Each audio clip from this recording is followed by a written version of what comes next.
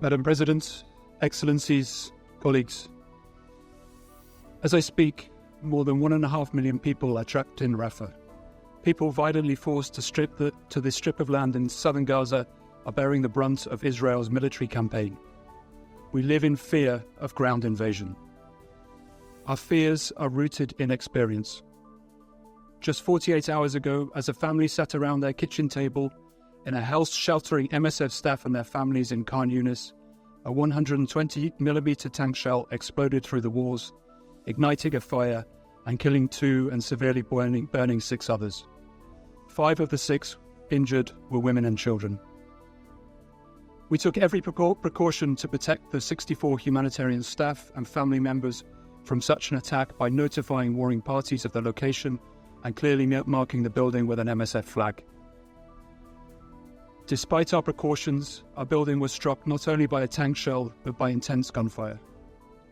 Some were trapped in the burning building, while active shooting delayed ambulances from reaching them. This morning, I am looking at photos that show the catastrophic extent of the damage, and I am watching videos of rescue teams removing charred bodies from the rubble. This is all too familiar. Israeli forces have attacked our convoys, detained our staff, bulldozed our vehicles, hospitals have been bombed and raided, and now, for a second time, one of our staff shelters has been hit. This pattern of attacks is either intentional or indicative of reckless incompetence. Our colleagues in Gaza are fearful that as I speak to you today, they will be punished tomorrow. Madam President, every day we are witnessing unimaginable horror. We, like so many, were horrified by Hamas's massacre in Israel on October the 7th, and we are horrified by Israel's response. We feel the anguish of those families. We feel the anguish of families whose loved ones were taken hostage on October the 7th. We feel the anguish of the families of those arbitrarily detained from Gaza and the West Bank. As humanitarians, we are appalled by violence against civilians. This death, destruction, and forced displacement are the results of military and political choices that blatantly disregard civilian lives. These choices could have been, and still can be, made very differently. For 138 days, we have witnessed the unimaginable suffering of the people of Gaza. For 138 days, we have done everything we can to enact a meaningful humanitarian response. For 138 days, we have watched the systematic obliteration of a health system we have supported for decades. We have watched our patients and our colleagues be killed and maimed. This situation is the culmination of a war Israel is waging on the entire population of the Gaza Strip. A war of collective punishment, a war without rules, a war at all costs. The laws and the principles we collectively depend on to enable humanitarian assistance are now eroded to the point of becoming meaningless. Madam President, the humanitarian response in Gaza today is an illusion. A convenient illusion that perpetuates a narrative that this war is being waged in line with international laws. Calls for humanitarian assistance have echoed across this chamber.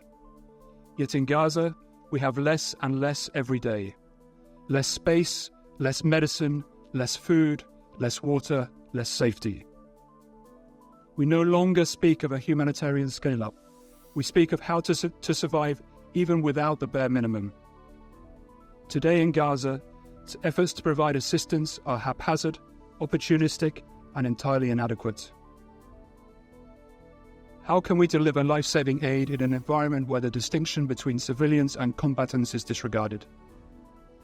How can we sustain any type of response when medical workers are being targeted, attacked, and vilified for assisting the wounded? Madam President, attacks on healthcare are attacks on humanity. There is no health system to speak of left in Gaza. Israel's military has dismantled hospital after hospital. What remains is so little in the face of such carnage is preposterous. The excuse given is that medical facilities have been used for military purposes. yet we have seen no independently verified evidence of this. In exceptional circumstances where a hospital loses its protected status, any attack must follow the principles of proportionality and precaution. Instead of adhering to international law, we see the systematic disabling of hospitals. This has left the entire medical system inoperable. Since October the 7th, we have been forced to evacuate 9 different health facilities. 1 week ago, Nazar Hospital was raided. Medical staff were forced to leave despite repeated assurances that they could stay and continue caring for patients.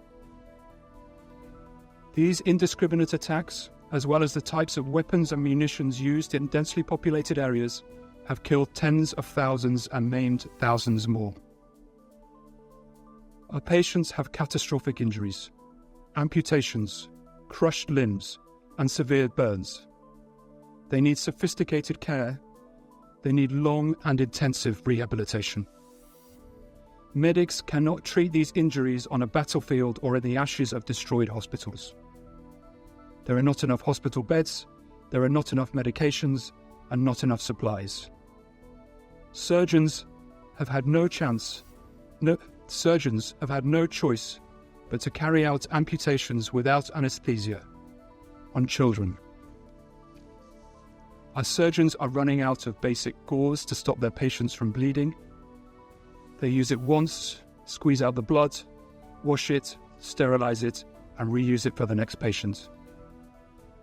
The humanitarian crisis in Gaza has left pregnant women without medical care for months. Women in labour cannot reach functional delivery rooms. They are giving birth in plastic tents and public buildings. Medical teams have added a new acronym to their vocabulary: WCNSF. Wounded child, no surviving family. Children who do survive this war will not only bear the visible wounds of traumatic injuries, but the invisible ones too. Those of repeated displacement, constant fear, and witnessing family members literally dismembered before their eyes. These psychological injuries have led children as young as 5 to tell us that they would prefer to die.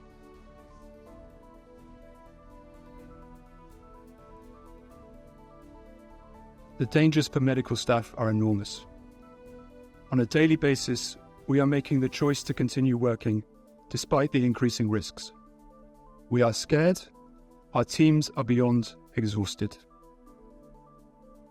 Madam President, this must stop. We, along with the world, are closely watching how this Council and its members have approached the conflict in Gaza. Meeting after meeting, resolution after resolution, this body has failed to effectively address this conflict. We have watched members of this Council deliberate and delay while civilians die.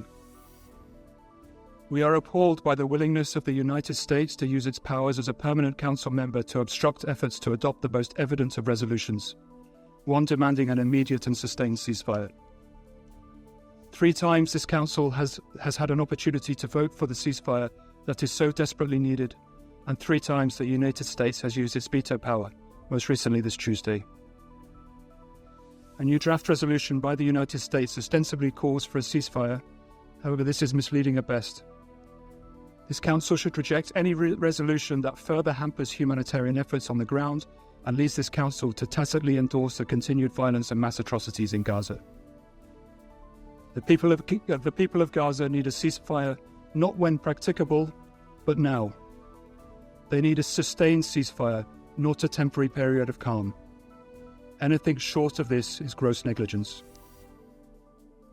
The protection of civilians in Gaza cannot be contingent on resolutions from this Council which instrumentalize humanitarianism to blur political objectives. The protection of civilian infrastructure, of health workers and health facilities falls first and foremost on the parties to the conflict. But it is also a collective responsibility, a responsibility which rests with this Council and its members as parties to the Geneva Conventions.